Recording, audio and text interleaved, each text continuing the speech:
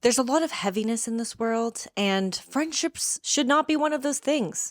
Friendships are one of those things that uplift you, that help make you feel supported. But like any relationship, friendships don't come without some quarrels, some issues, and some turbulence every now and then. I want to talk about how I've been learning to navigate friendships for more joy, more light. I'm saying friendship, but this really applies to any type of relationship, whether it's a platonic friendship, a romantic relationship, a familial relationship. I think all of these types of relationships have some aspect of friendship within them. And personally, I have been applying these things to all types of relationships. And the reason why this video is not about them, it's about you, is because you are the only person that you can change. I made a whole video about how to know when friendships are over and friendship breakups, and a lot of that video actually was about them. How to recognize in someone else, in a person that you're friends with, when it's time to maybe end the friendship, when it's no longer serving you. But in this video, I really want to focus on you. What can you do in a friendship that can help elevate it, that actually doesn't really require anything from the other person? And just to be clear, I'm talking about overall healthy friendships. If you're having trouble identifying whether your friendship is healthy, I'd go watch my other video. But if you're in a healthy friendship, a healthy relationship, but you're just wondering, how can I better navigate the turbulence, the natural ups and downs, the highs and lows that come with being in a relation with someone else? That's what I want to talk about in this video. The first thing I want to talk about is giving without expectation.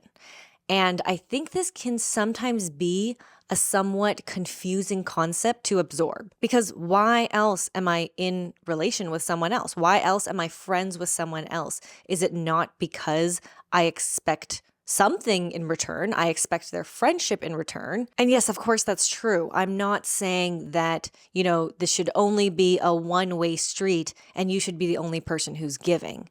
But in any relationship, it is never 50-50. Depending on what's going on in your life and what's going on in your friend's life, what season of life you guys are in, there'll always be a little bit of an imbalance. But if you look at your friendship over many, many, many years, that imbalance should average out to you both kind of equally supporting each other. But on a day-to-day basis, on a month-to-month basis, maybe on a year-to-year basis, depending on where you're at, it may feel like either you're giving more or they're giving more.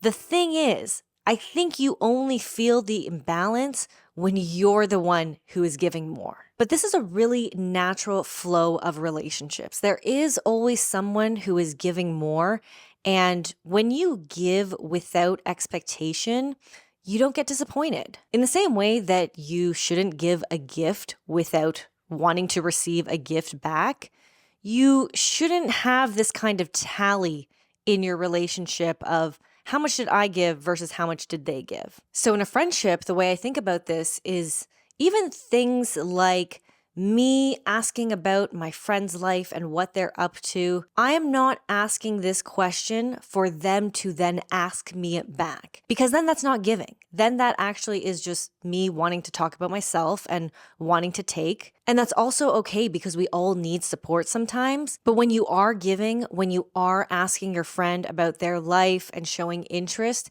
it shouldn't come with an expectation that they're immediately going to ask you the same question and that it is more like an exchange of information. Because like I said, there are different things going on in your respective lives at different points in time.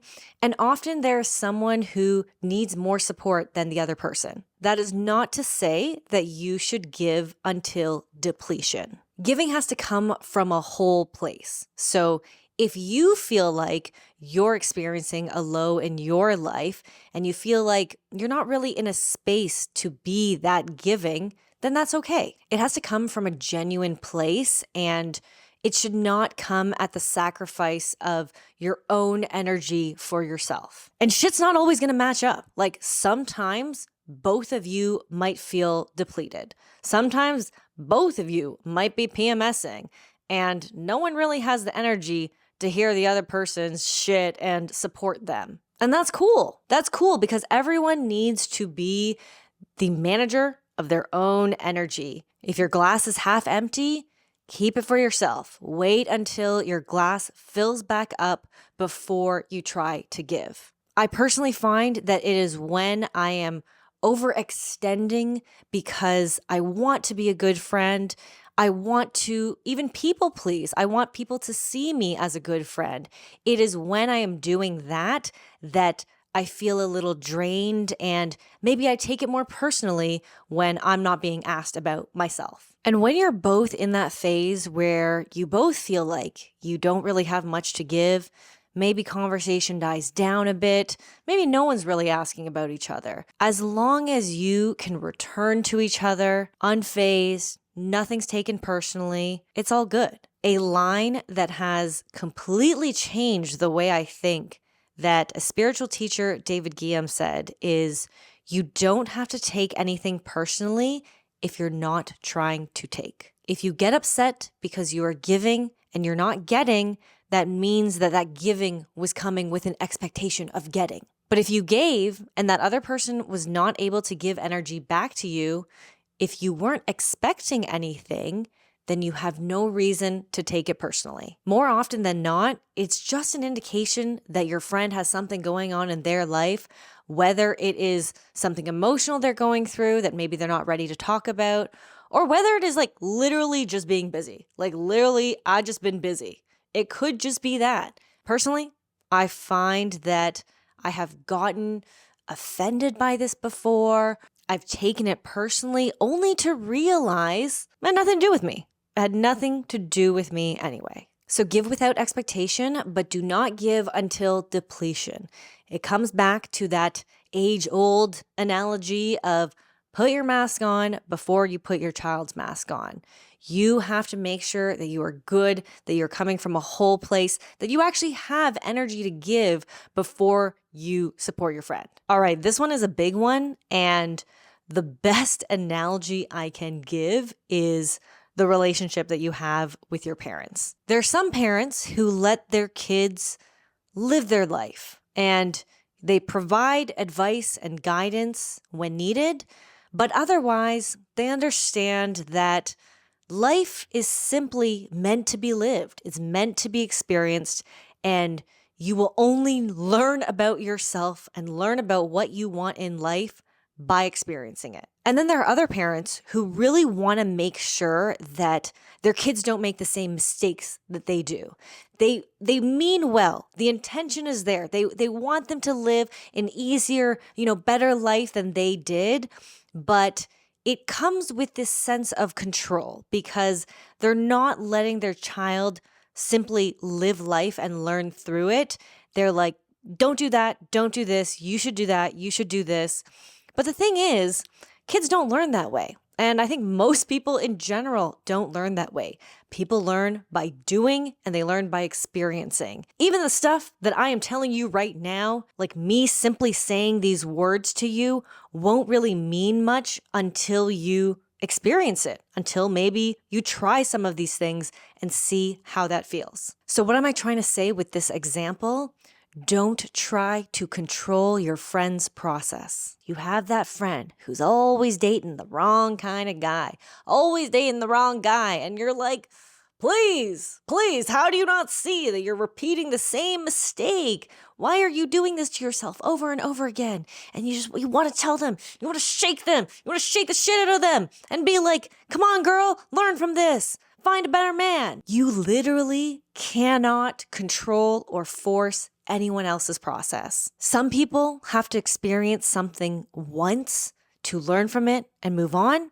Some people, they got to experience it 10 times. And there isn't a good or bad way of doing it. There's a more efficient way, perhaps, one that takes a little less time to learn from it and move on. But everyone's different. Everyone is going through their own process. And I find that it is always so much easier to be the outsider, right? Like it's always so much easier to give advice to your friend, to be like, girl, you should not be doing that.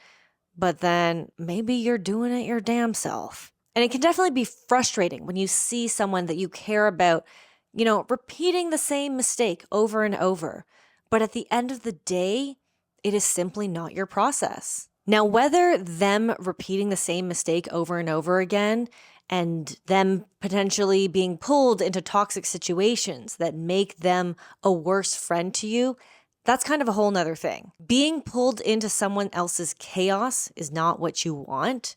But if you're able to stay grounded and centered and you're able to maintain a certain amount of distance in this friendship that's healthy, that allows you to be supportive but not get sucked into it, then really the way to approach this is just to simply understand that their process is their process and you cannot force them to do anything. In the same way that you wouldn't want someone to try to force you to do anything, everyone has to live their own experience, extract the lesson from it, and learn from it. And some people don't. Some people might learn their lessons very slowly. Some people might never learn their lesson. It really depends. It really depends. And that pacing and whether or not they learn their lesson, again, that can depend whether or not you choose to stay friends with them.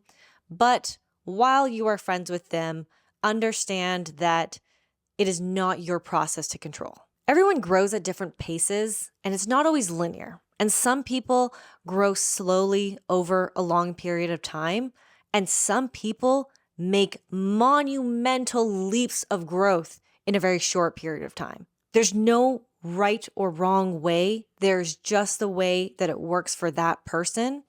And I think what I would say is the most important thing is just that they are growing. Someone who shows a willingness to grow, a willingness to learn from their mistake. It might take someone 10 times to learn from it, but maybe every time they're trying something a little bit different. They're recognizing one thing they didn't recognize before. I think as long as the effort is there and they're not trying to pull you into their chaos, it can be a really beautiful thing to support your friend through their growth. I came across this image, this still from a movie. I have no idea what movie, but it basically says in Kazakh culture, friendship or love between humans bloom from being seen. So I like you in Kazakh means I see you clearly. One of the most beautiful things about friendship is simply witnessing someone else's journey and being there to support them through it. But if you have this feeling where you want them to take your advice and you're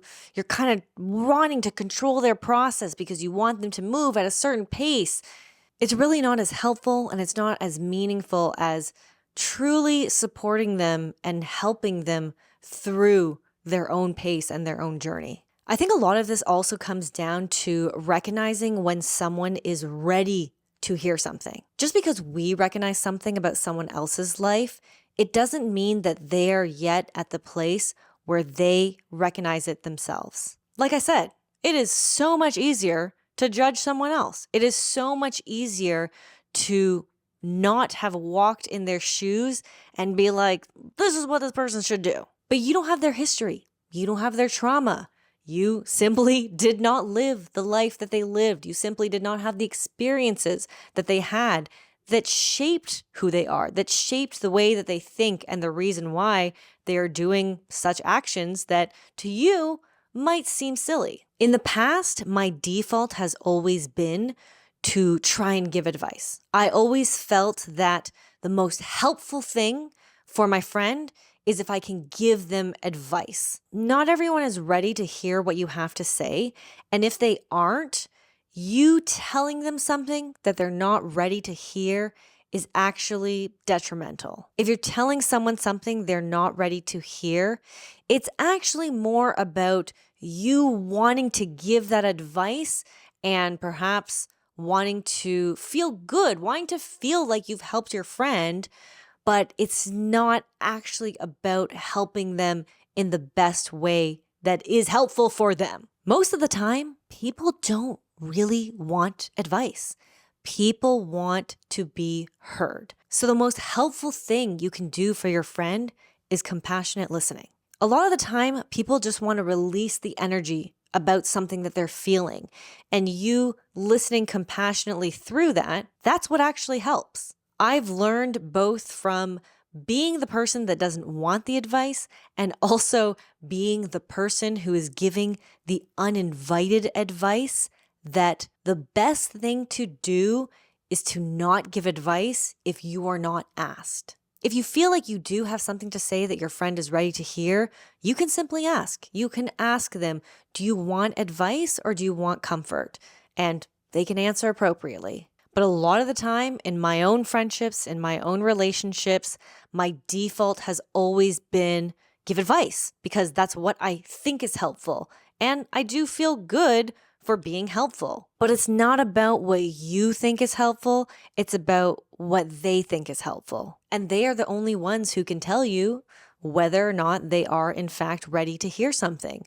And trust me, they will. And compassionate listening is not agreeing with everything that they say.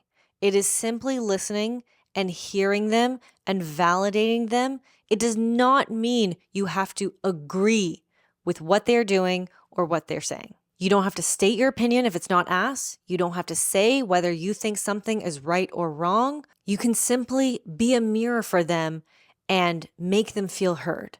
I understand that that must be really frustrating for you. I understand that's probably a really annoying situation, a tough situation. It sounds like this is going to be a really difficult decision to make. In none of those words am I giving my opinion on what I think. I am simply showing them that I hear you. I hear you. If you want to take this a step further and you feel like you have the energy and the ability to do so, I think the best thing that you can do for anyone is to help guide them through their own intuition. Literally do the opposite of what you think you should do, which is giving your advice and your opinion. Instead, help them come to their own conclusions. Even if you know the answer, even if you already know the answer, the point is not for you to tell them. The point is for them to discover it themselves and arrive at it themselves, because that is truly the only way that we learn. And these are the things that I remember about my friendships. I don't really remember all the advice that I'm necessarily given, but I remember when my friends have taken the time to ask me questions, to go deeper, ask me why, when that has allowed me to reach my own conclusion about the situation and how I feel, it resonates so much more. That is the real way that you learn about yourself. Not because someone's telling you about yourself, but because you are coming to that conclusion yourself. And this can be really difficult. This is something that you really have to train within yourself before you can even guide someone else through it. You have to be in touch with your own intuition and used to asking yourself these questions so that you can arrive at answers before even knowing how to guide your friend through it. But it's a great way to truly listen to someone, to truly hear them, to not be thinking about what you want to say next, but to really hear them, be a mirror for them, and ask them the questions that will help them figure it out themselves. The other thing I've learned is that you have to allow for space, for breathing room in a friendship, in any relationship. This kind of comes back to the fact that people go through different seasons. They have highs and lows. They have different levels of energy. And the same friend that you could be talking to day in, day out might need some time. And maybe you need some time from them too. These things that we've gotten so used to, like texting someone every day, just being in constant communication with someone all day, it's just not actually normal. You need some time to yourself. You need some time to recharge. You need some time to fill your cup so that you can give without expectation. And if you are constantly in communication with someone, you're never really giving yourself time to recharge. And because it's just a text here and a text there, you feel like it's fine. I'm only sending them a couple texts a day, but it is genuinely energy that you are still using towards someone else that you could be using on yourself. So allowing for space in a friendship, I have realized, is so healthy. When you realize that time apart is just as important as time together, you really allow for more longevity in the friendship. And I think that space, at least for me, also helps with not taking things personally. And last, this is an important one. Uplift your friends based on their positive traits rather than their negative ones. We all got shit, okay? Nobody is perfect. We all have negative things about ourselves. You too. Yes, you too. You who are watching this video, who is trying to get better, you still also have negative things about yourself. So let's first all accept that we have negative traits, but hopefully we are working on trying to be better and trying to improve. So given that everyone has negative traits, don't just pick on the negative traits that your friend has.